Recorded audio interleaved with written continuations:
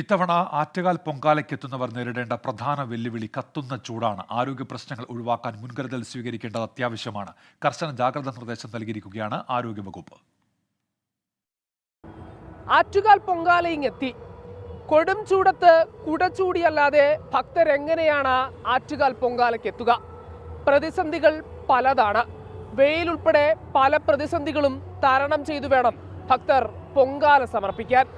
ആറ്റുകാൽ പൊങ്കാലയ്ക്ക് ബാക്കി നിൽക്കുന്നത് ഇനി ഒരു ദിനം മാത്രം. ലക്ഷക്കണക്കിന് ഭക്തർ പൊങ്കാലയർപ്പിക്കാനെത്തുമെന്നാണ് കണക്കുകൂട്ടൽ. അവധി ദിനം കൂടിയായതിനാൽ വിശ്വാസികളേറുമെന്നുറപ്പ്. മറ്റു ജില്ലകളിൽ നിന്ന് പോലും ഭക്തർ 2 ദിവസത്തിന് മുന്നേ എത്തി നഗരവീഥികളിൽ അടുപ്പും വാസവും ഉറപ്പിച്ചു.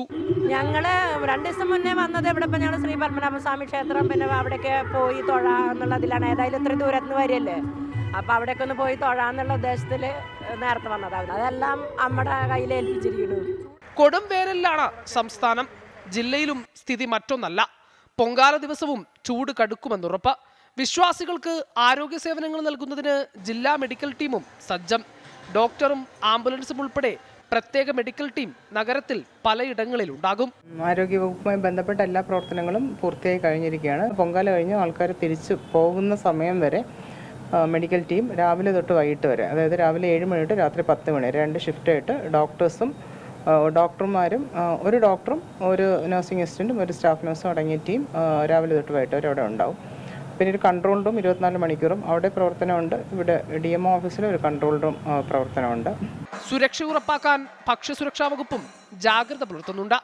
കടുത്ത വേനലും അടിസ്ഥാന സൗകര്യങ്ങളുടെ പരിമിതികൾ ഉൾപ്പെടെ പ്രതിസന്ധികളും ഉണ്ടെങ്കിലും അതിനെയെല്ലാം തൃണവൽഗണിച്ച് ആറ്റുകാലമ്മയ്ക്ക് പൊങ്കാല നിവേദ്യം സമർപ്പിക്കാൻ വിശ്വാസികൾ മനസ്സുകൊണ്ടും ശരീരം കൊണ്ടും തയ്യാറായി കഴിഞ്ഞു. സംസ്ഥാനത്തിന്റെ പല ഭാഗത്തു നിന്നും ആറ്റുകാൽ പൊങ്കാല സമർപ്പിക്കാൻ ഭക്തർ 2 ദിവസം മുമ്പേ തന്നെ എത്തിക്കഴിഞ്ഞു. ക്രമീകരണങ്ങളെല്ലാം പൂർത്തിയായെന്ന ആറ്റുകാൽ ക്ഷേത്ര ട്രസ്റ്റും സർക്കാർ വകുപ്പുകളും മാറി മാറി പറയുന്നുമുണ്ട്. ക്യാമറാമാൻ നന്ദകിഷോറിനോടൊപ്പം ഹരികൃഷ്ണൻ, 24 തിരുവനന്തപുരം.